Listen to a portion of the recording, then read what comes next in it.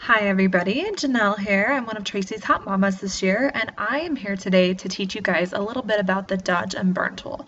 So first I pulled up 4 different pieces of paper, and I'm going to go ahead and merge these together so that I can show you all at once how the dodge and burn tools will affect them.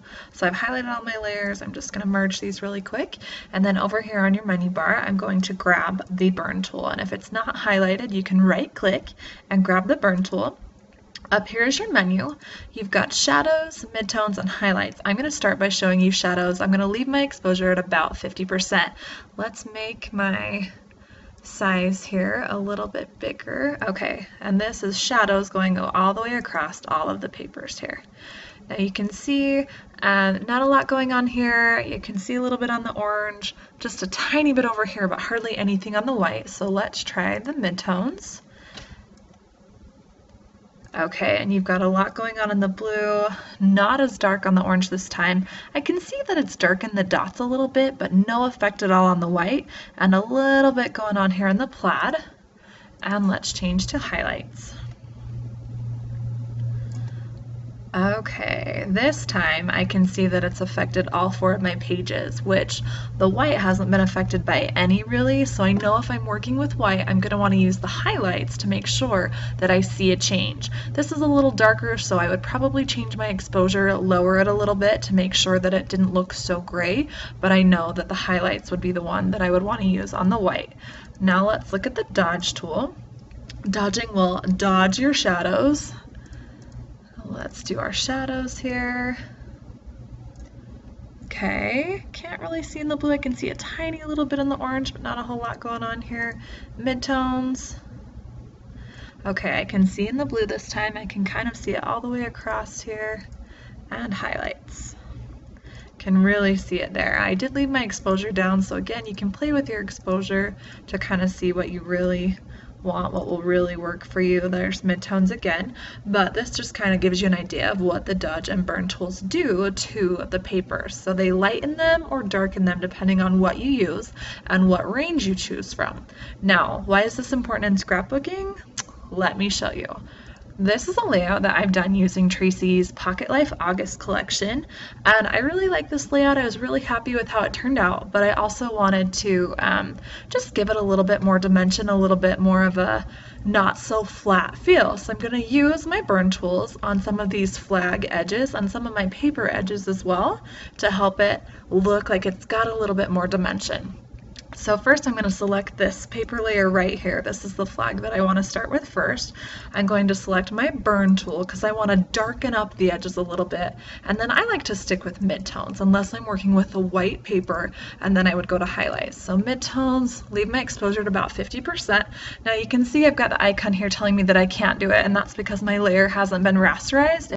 On it, it will rasterize it for me, or you can go over here, right click, and say rasterize. Okay, so I'm going to go ahead and make this a little bit smaller. I don't want it to be that dark. If I click and then move my mouse and hold the shift key and click down again, it gives me a nice straight line so that I don't have to worry about wobbling with my mouse, and I really like that. Now we can do it again here, holding the shift and click. Shift, click, shift, click. And you can see that it's just kind of given me a little bit of a definition around the edge. You know what, I'm going to put a little bit more right there. Yeah, I like that. Let me show you kind of before and after. So see, it looks really flat, and this with the shadowing just kind of gives it a little bit more dimension. I really like the way that that turned out. Now let's do another one here. I'm going to select this paper flag, grab my burn tool. Again, have to rasterize my layer. And click, shift, click. There we go. Yeah, I really like that one. Just kind of really soft. Gives it a nice little extra oomph there. You can also select your burn tool by just clicking the O on your keyboard. A nice little shortcut to know. And again, to get these straight lines here, you just click, drag your mouse to where you want the straight line to go, hold down the shift key and click again. Okay, and let's do this one next. And you know what, I remember from here that orange didn't do so well on that, so I'm going to actually pull the shadows for orange, and that's gonna help bring this out a little bit better. Yeah. Okay, and that just kind of gives it a nice little extra added touch. Let's look at the before here and the after. So again, just giving it a little bit of extra dimension. You know what? I really like my title card here too. I'm gonna burn some of the edges of this. I don't want all 4 edges to be burned. I feel like I should kind of focus on where my shadows are here. So I'm just gonna take and burn this corner just a little bit here. And you know what? I forgot I need to change to midtones to get the effect that I really want. You can see doing it with that one didn't really change too much. Okay. And you can increase the size by pushing your up bracket or decrease it by pushing your down. I'm gonna give me just a little bit more here. Oh, that was a little too much. Okay. There we go. And just a really simple, easy way to add some dimension to your pages. So again, let's look at the before here and the after. You could add it to whatever you wanted. You could add it to these journal cards too. With the white in it though, it doesn't really show up as much. I'll tell you what, I'm even gonna add it to this paper right here. Rasterize my layer, and I'm gonna click, drag my mouse down here, and shift, click again. And you know what, I want it to be a little darker, so I'm gonna go back to the top, shift, and click one more time, and it will just keep giving me that straight line on top of it as long as I move my mouse back and forth. Okay, now I realize we haven't done a lot with the dodge tool, so let me show you what you can do here with that. I'm gonna go ahead and select the dodge tool, and let's go to this green layer up here. I'm gonna do my paper flag here. I wanna just kind of dodge, just lighten slightly, a little bit on the insides there. It kind of gives you a little bit of a highlight. You know, that's a little too much for my taste.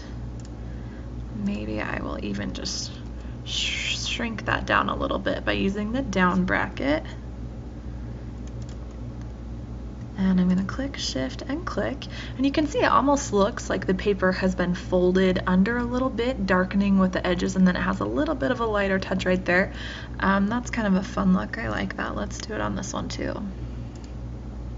We're just going to lighten up these inner edges so it's got the darkening around the edge and then lightening just on the inside. Yeah, I like that. I think that adds a little more even to it. See, it's not doing a ton on the orange here. I'm going to try my shadows. Still didn't do a lot, but I can definitely see there is a change there, and I'm going to do it one more here on the blue. Go back to my midtones and click, shift, and click. That's probably a little more than I would want there. I'm going to bump down my exposure. I just undid that by doing Control Z.